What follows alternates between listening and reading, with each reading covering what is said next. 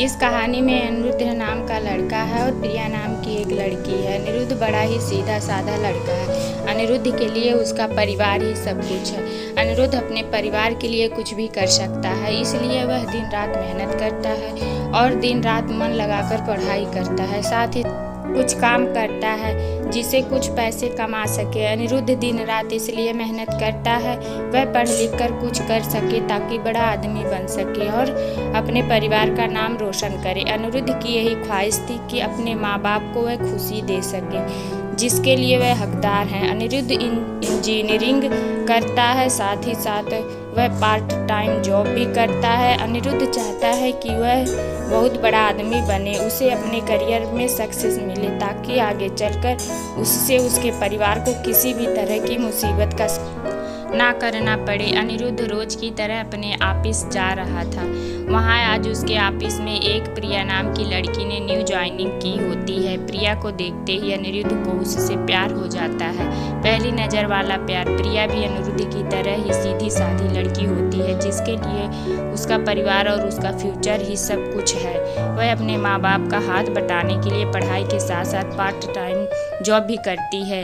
प्रिया लेकिन अनिरुद्ध से थोड़ी सी अलग है। अनिरुद्ध अपने माँ बाप के कहने पर चलता है, जैसे वह कहते हैं वैसे वह करता है। लेकिन प्रिया अपने सपनों को जीना चाहती है, वह अपने सपने पूरे करना चाहती है। उसका जो दिल चाहता है वही करती है। उसने कभी दुनिया की फिक्र नहीं की, लेकिन उसके परिवार की पुरानी सोच उसके सपने के आड़े आ गई थी, इसलिए प्रिया अपने सपने आप तक जी नहीं पा रही थी।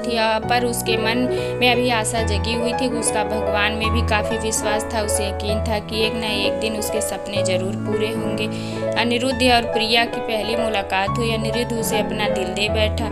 उस दिन से दोनों में दोस्ती हो गई। प्रिया को अनिरुद्ध का स्वभाव अच्छा लगने लगा। अनिरुद्ध हर वक्त उससे बातें करता, उसकी छोटी छोटी चीज़ों में मदद करता, हर वक्त उसका ख्याल रखना, हमेशा उसे पूछना कि उसने खाना खाया कि नहीं। धीरे धीरे प्रिया भी अनिरुद्ध को पसंद करने लगी थी। फिर एक दिन अनिरुद्ध ने प्रिया से अपने प्यार का इजहार किया और प्रिया ने भी हाँ कर दी, क्योंकि प्रिया को भी प्यार चाहिए था। वह हमेशा अकेली थी, अंदर से उसे कभी इतना प्यार नहीं मिला किसी से और ना ही किसी ने उसे कभी उसकी परवाह की। अनिरुद्ध का ऐसा स्वभाव प्यार भरा और परवाह करने वाला देखकर प्रिया ने उसके प्यार को कबूल किया और अपने प्यार का इजहार किया। इसी तरह दोनों एक साथ घूमते मिलते, एक दूसरे से बातें करते और अपने प्यार की खुशियों के पल समेटते रहे। प्यार में मीठी तकरार हो तो होती, इनके बीच की तकरार हुई, पर इन्होंने एक दूसरे को समझा, एक दूसरे को संभाला और हमेशा एक दूसरे का साथ दिया। अनिरुद्ध और प्रिया दोनों एक साथ कॉलेज जाते, एक साथ काम पर जाते, जहाँ जाते हैं हमेशा एक दूसरे के साथ रहते। इसी तरह खट्टी मीठी यादों के साथ दोनों ने एक साथ 4 साल गुजारे। साथ ही साथ अनिरुद्ध इंजीनियर बन गया, जिसकी काफ़ी अच्छी नौकरी है, और प्रिया भी एक राइटर बन गई। साथ ही साथ वह अच्छा गाना भी गाती है। अनिरुद्ध ने उसका सपना भी पूरा करने में मदद की, गाना गाने का और अपनी आवाज़ को लोगों तक पहुंचाने का। इतना समय साथ गुजारने के बाद दोनों के बीच में बहुत प्यार गहरा हो गया। दोनों एक दूसरे के बिना अब जी नहीं सकते थे। दोनों एक दूसरे के दिल की धड़कन बन चुके थे। दोनों ने सोचा कि वह अब अपने परिवार वालों से उनके रिश्ते के बारे में बताएंगे। जब दोनों ने यह बात अपने घर में बताई, तब दोनों के ही परिवार वालों ने इस रिश्ते से इनकार कर दिया। इनके दोनों एक कास्ट नहीं थे, दोनों अलग अलग कास्ट के थे। उनके परिवार वालों ने यह मंजूर नहीं था कि उसके बच्चे उनके खिलाफ जाकर, बिरादरी के खिलाफ जाकर, अपनी कास्ट के खिलाफ जाकर किसी और से शादी करे। उन दोनों के परिवार वालों ने उनका मिलना, फ़ोन में बात करना सब बंद कर दिया। दोनों एक दूसरे के बिना रह नहीं पा रहे थे। दोनों एक दूसरे की यादों में तड़प रहे थे। दोनों एक दूसरे को मिलने के लिए बेचैन थे। अनिरुद्ध जो अपने परिवार की इतनी इज्जत करता था, उसके लिए भी कुछ कर सकता था, उन्हें कभी दुखी नहीं देख सकता था। अपने परिवार के खातिर उसने प्रिया को भूलने का फैसला कर लिया। प्रिया को भी अपने प्यार और भगवान पर पूरा भरोसा था, उससे यकीन था कि वह एक ना एक दिन जरूर अनिरुद्ध के साथ होगी।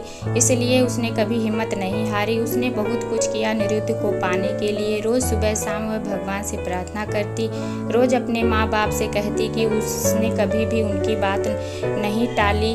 किसी चीज़ के लिए उसने ना नहीं कहा, बस अपनी ज़िंदगी का फैसला वो खुद करना चाहती थी, क्योंकि वह जानती थी कि उसकी खुशी अनिरुद्ध के साथ है और कि किसके साथ नहीं। प्रिया अकेले ही अपने प्यार के लिए लड़ी, उम्मीद कायम रखी, भगवान पे भरोसा रखा और एक दिन उसके परिवार वाले मान गए। काफ़ी कुछ प्रिया ने सहा, काफ़ी गिले शिकवे और नाराज़गी हुई, लेकिन आखिर में सच्चे प्यार की जीत हुई। किसी तरह अनिरुद्ध को भी प्रिया ने मना लिया। उन दोनों के प्यार के वास्ते और उनके साथ को देखकर परिवार वाले राजी हो गए इस रिश्ते के लिए। दोनों अलग कास्ट के होने की वजह से दोनों के परिवार को, समाज को डर था कि लोग क्या कहेंगे, लेकिन अनिरुद्ध और प्रिया को किसी चीज़ की परवाह नहीं थी। दोनों ये बात अब समझ चुके थे कि उनके प्यार के सामने कोई चीज़ बड़ी नहीं है। वो अपने प्यार के सहारे कोई भी लड़ाई लड़ सकते हैं और जीत सकते हैं। आज के ज़माने में कुछ लोग ऐसे भी हैं जो अब भी जात पात, ऊंच नीच को मानते हैं, पर इस कहानी से हमें यही सीखने